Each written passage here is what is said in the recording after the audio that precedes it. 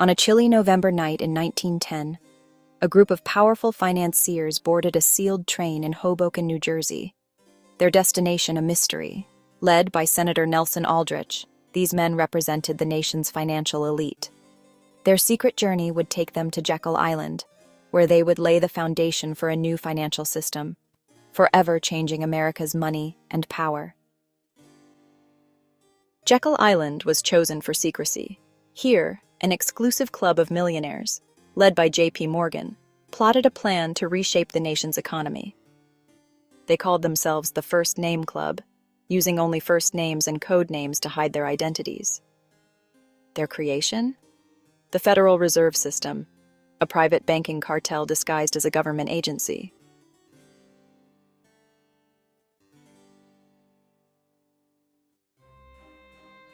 At the head of the Jekyll Island conspiracy stood Senator Nelson W. Aldrich, the political powerhouse needed to shepherd the plan through the halls of Congress.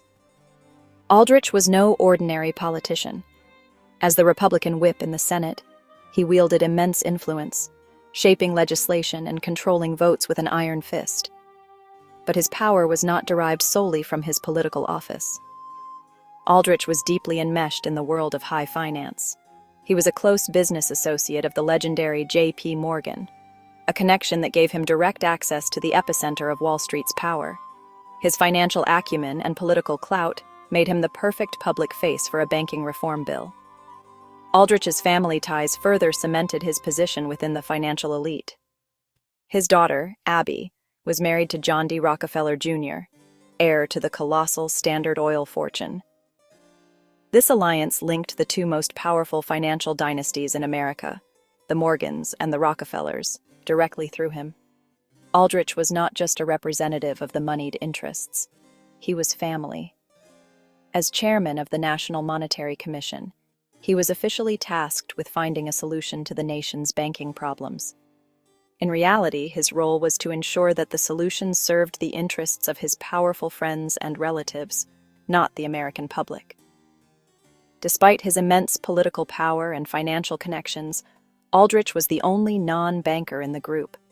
He was a master of political maneuvering, but he lacked the technical expertise in banking operations that the others possessed. This sometimes put him at odds with the other members of the First Name Club, especially Paul Warburg. Aldrich was a domineering personality, accustomed to being in charge, and he often grew impatient with the detailed financial lectures from the banking professionals. His primary objective was practical: to craft a bill that looked like a genuine reform but was, in substance, a grant of monopoly power, and to make sure it was politically palatable enough to pass Congress. The senator's presence was the key to the entire operation. The bankers could design the most brilliant cartel in history, but without a powerful political champion, their plan would remain nothing more than a fantasy scribbled on paper. Aldrich provided the legislative muscle and the veneer of public service. He understood how to navigate the treacherous waters of Washington politics, how to frame the debate, and how to quell opposition. His leadership of the National Monetary Commission gave the Jekyll Island Plan an official seal of approval, transforming a private conspiracy into what would appear to be a carefully considered government proposal for the good of the nation.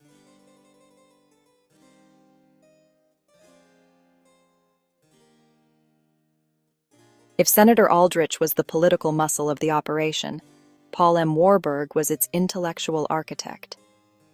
A German-born banker, Warburg was a partner at Kuhn, Loeb & Company, one of New York's most powerful international investment banks. He was also a representative of the Rothschild banking dynasty, the titans of European finance. His family connections were a testament to his pedigree. His brother, Max Warburg, was the head of the Warburg Banking Consortium in Germany and a financial advisor to the Kaiser. Paul Warburg brought to Jekyll Island a deep, almost encyclopedic knowledge of European central banking, which was far more developed and centralized than America's system. Warburg's mission was to transplant the European model of a privately controlled central bank onto American soil. He had long argued that the United States needed a central banking system to provide elasticity to its currency. a technical-sounding term that masked a radical proposal to give a private consortium the power to create money out of thin air. He believed the decentralized American banking system was primitive and chaotic. His colleagues on Jekyll Island, who stood to profit immensely from his plan, agreed. Professor Edwin Seligman of Columbia University, himself from an international banking family, would later write that the Federal Reserve Act was, in its fundamental features, the work of Mr. Warburg more than any other man in the country. During the secret meetings, Warburg was the dominant force in the technical discussions. He delivered long, detailed lectures on banking theory, discount rates, and reserve requirements. While his professorial style and thick German accent occasionally grated on the American-born financiers, they knew his expertise was indispensable.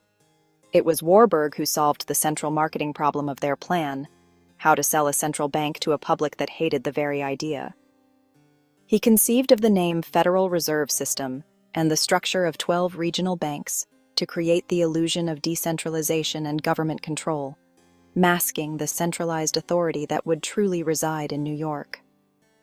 Warburg understood that secrecy was paramount.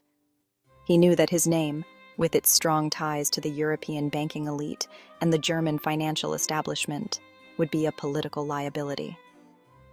Any bill openly associated with him or his firm, Kuhn, Loeb and Company, would be seen as a foreign imposition designed to benefit international bankers. He therefore insisted on the utmost confidentiality, pledging all participants to a vow of silence. In his own writings years later, he would refer to the meeting only obliquely, never mentioning Jekyll Island by name, acknowledging only a confidential conference where the plan was born. He was, in every sense, the ghost in the machine. J.P. Morgan's influence was felt at Jekyll Island through his trusted lieutenants, Henry P. Davison, Charles D. Norton, and Benjamin Strong. Davison, the group's diplomat, smoothed over conflicts and kept the conspiracy secret. Norton ensured the plan favored big banks like his own. Strong's brilliance and loyalty led him to become the first governor of the Federal Reserve Bank of New York.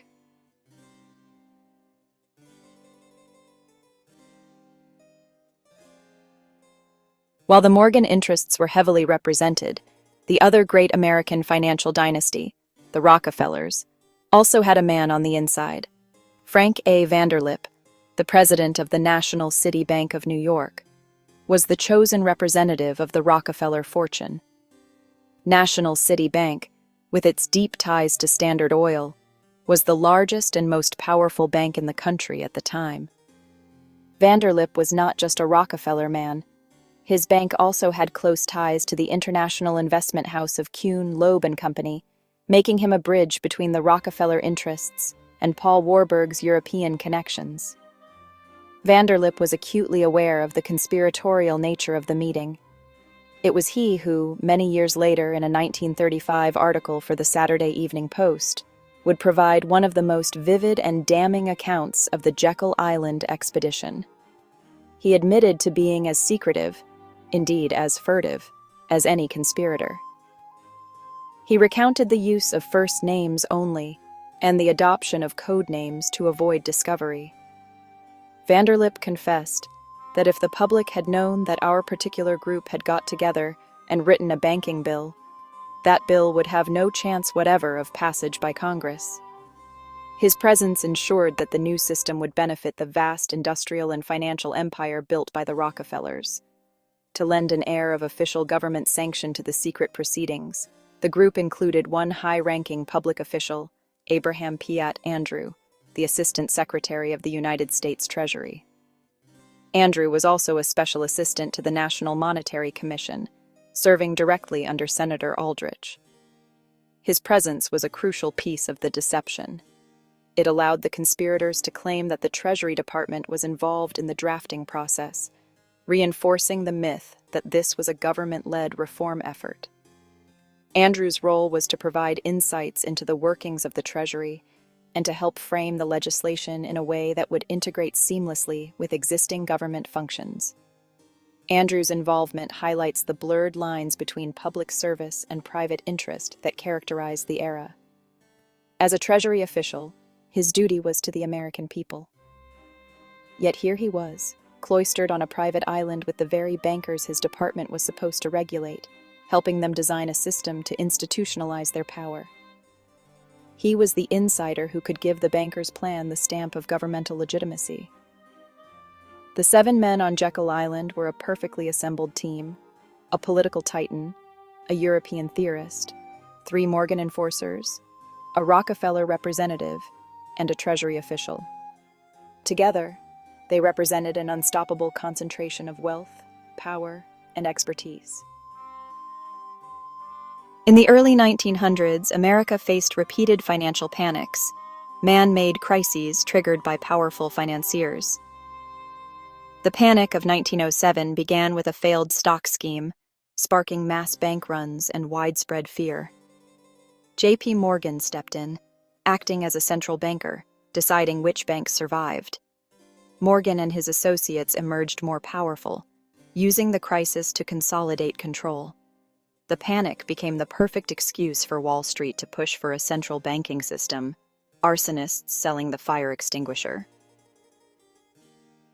The Panic of 1907 fueled public anger at Wall Street, as Americans saw a money trust of bankers like J.P. Morgan and Rockefeller manipulating markets and crushing competition. Populist movements grew, with farmers and workers believing the system was rigged against them. So, when bankers secretly met at Jekyll Island, they knew any plan tied to Wall Street was doomed. Public fury demanded secrecy. After the 1907 disaster, calls for banking reform grew impossible to ignore. The Aldrich-Vreeland Act created the National Monetary Commission, led by Senator Nelson Aldrich. Aldrich led a lavish European tour, supposedly to study central banks, but really to adapt the European model for America and delay real reform. The true work began in secret, far from public view, on the shores of Jekyll Island.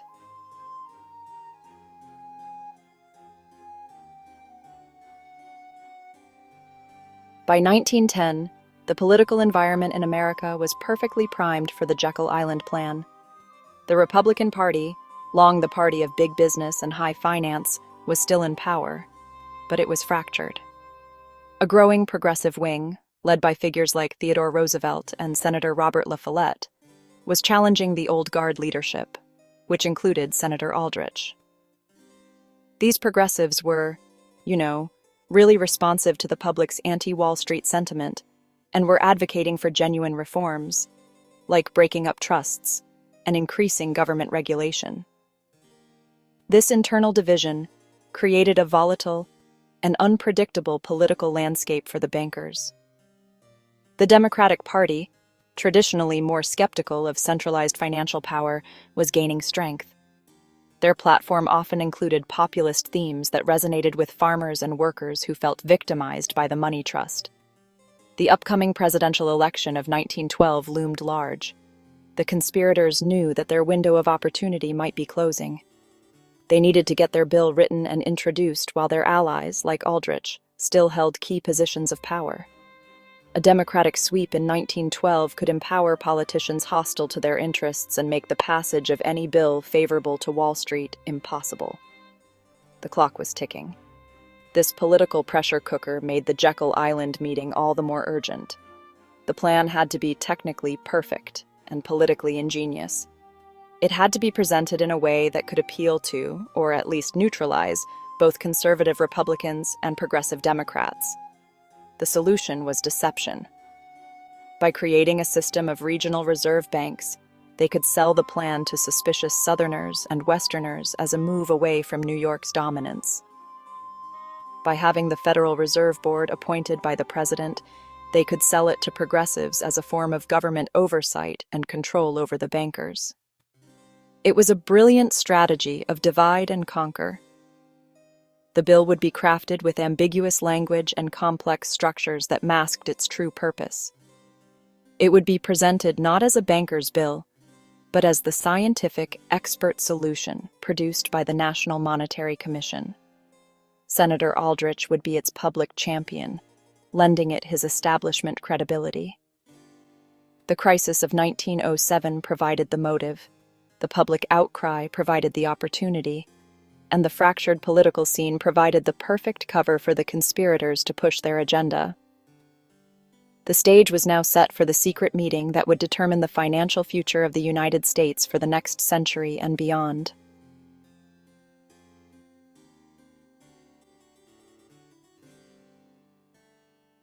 The journey south was cloaked in secrecy. Senator Aldrich's private railcar sped through the night, blinds drawn, its powerful passengers whispering about their mission. At Brunswick, Georgia, local reporters nearly exposed them, but Henry Davison's quick thinking, posing as duck hunters, kept their secret safe. They boarded a private launch to Jekyll Island, leaving the world behind. The island, home to the exclusive Jekyll Island Club, became their fortress. For 9 days, the grand clubhouse was emptied of all but a few staff, ensuring total isolation. There would be no leisure, only urgent work to shape the future of American finance. As the heavy doors closed, their clandestine summit began.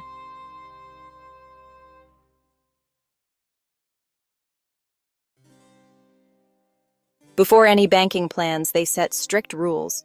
No last names, only first names or code names. Orville and Wilbur, for example.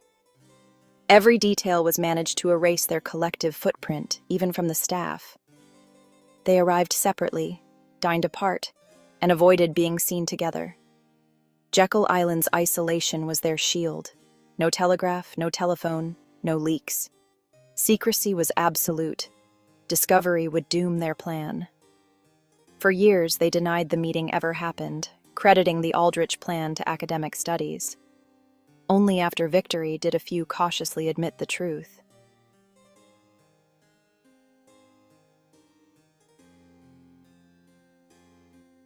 With secrecy secured, the real work began.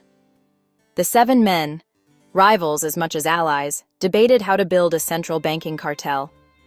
Warburg pushed for a centralized model. Aldrich insisted on a decentralized facade to win over Congress. The number and location of reserve banks became a key battleground. Few for control, many for political cover. They settled on 12, masking New York's dominance. Control of discount rates was fiercely contested, but a compromise gave both regional banks and a central board influence. By the end, they had crafted the cartel's blueprint.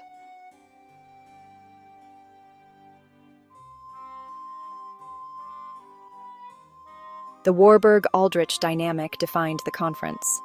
Warburg, the technical mastermind, clashed with Aldrich, the political strategist. Warburg's detailed plans met Aldrich's relentless focus on what Congress would accept. Their arguments were sharp, but both were indispensable. Warburg for substance, Aldrich for strategy. Aldrich insisted on avoiding the term central bank and demanded a regional disguise. Despite tension, their partnership fused expertise and political savvy. Together, they made the plan both functional and passable.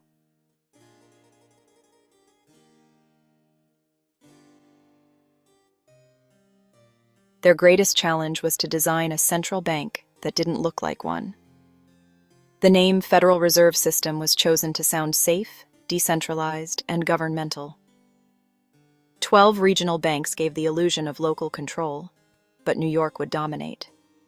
Ownership appeared cooperative, but real power rested with a central board and a secretive advisory council. Presidential appointments gave a veneer of democracy, but the bankers ensured their influence behind the scenes. Every feature was crafted to deceive Congress and the public. The result, a central bank in all but name, controlled by the financial elite. After 9 days of secret negotiations, the powerful men at Jekyll Island emerged with a plan. The Aldrich Bill. Their alliance was fragile, built on necessity, not trust. Each faction, Morgan, Rockefeller, Warburg, and Aldrich, secured what they needed most. As they packed their bags, a quiet triumph lingered. They had rewritten the rules of American finance. The battle for Jekyll Island was won. Now, the public fight for their plan was about to begin. In secret at Jekyll Island, powerful bankers and politicians crafted a plan. Soon, The Aldrich Plan emerged, virtually unchanged from their original scheme. It proposed a central bank with regional branches, privately owned by banks, able to issue currency. But Aldrich's Wall Street ties sparked public suspicion. The public's distrust of concentrated financial power proved a major obstacle. The Aldrich Plan faced fierce opposition.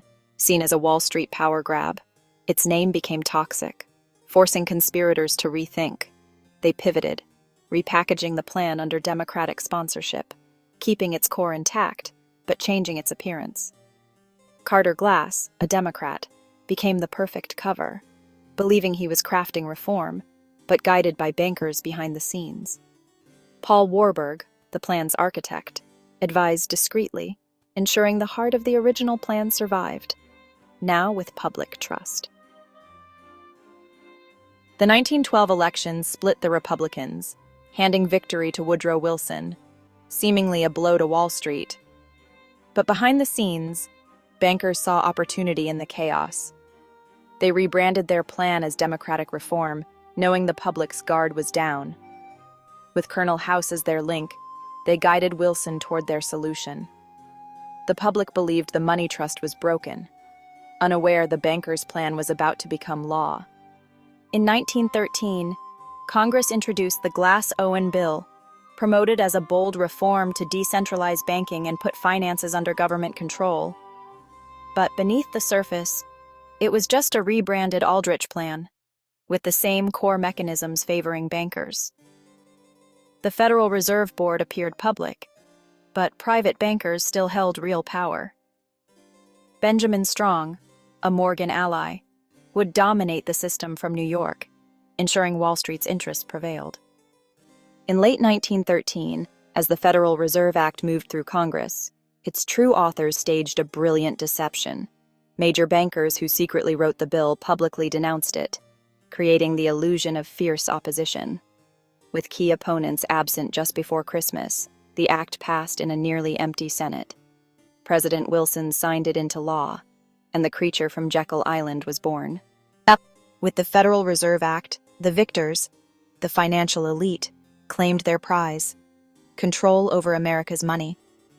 Benjamin Strong, a J.P. Morgan lieutenant, became the first governor of the New York Fed, ruling the system from Wall Street. The fox was now in charge of the henhouse. The American people promised reform, instead inherited a system of perpetual debt and banker dominance. The Federal Reserve was created to end financial panics and bring stability. But history tells a different story. Instead, the Fed has presided over the Great Depression, stagflation, and repeated bubbles and crashes. Each crisis led to more intervention and bailouts, fueling a cycle of risk and instability. Meanwhile, the dollar has lost over 96% of its value, eroding savings and trust. The secrecy that shrouded the Federal Reserve's creation on Jekyll Island didn't end. It became a defining trait. The Fed's most important decisions are still made behind closed doors, far from public scrutiny. By operating in the shadows, the institution avoids justifying its policies to the public or Congress. The 2008 financial crisis exposed this secrecy, as the Fed secretly bailed out banks worldwide. The creature born in secrecy continues to thrive in the shadows, its immense power unchecked. More than a century after its creation, the Federal Reserve remains one of the most powerful and least understood institutions in America. The debate over its role, power, and even its existence continues to rage, with defenders crediting it for stability and critics blaming it for inflation and economic hardship. The secret plot hatched on a remote Georgia island over a century ago still casts a long shadow over America's financial destiny. The story of Jekyll Island is more than just history.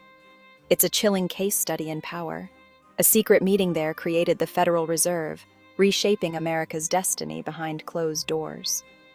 Today, the Fed stands at the center of our financial system, its power immense, its decisions private, its true owners hidden. The conspiracy never truly ended. It became the system itself. The story of the creature from Jekyll Island is a call to reclaim financial literacy and demand transparency. We must pull back the curtain, audit the Federal Reserve, and question who controls our money. The choice is ours: look away, or face the truth of our financial system head on. The final chapter will be written by us, by the courage we show in demanding a system that serves the people.